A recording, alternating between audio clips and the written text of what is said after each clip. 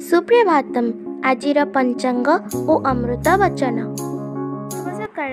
आज दिनर पंचांग। आज श्री श्वेतवराह कल्पर वैवस्वत मन्वंतर द्वितीय परार्ध दक्षिणायन शरत ऋतु आश्विन मास शुक्लपक्ष चतुर्दशी तिथि सोमवार पवित्र कुमार पूर्णिमा चुकाब्द 5127 विक्रम संवत 2082 अक्टोबर मासर 6 तारिख।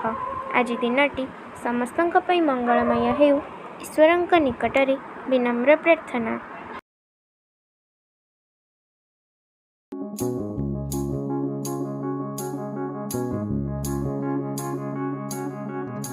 कोण धर्म कर्म जप ध्यान एकांत गोपन कराए।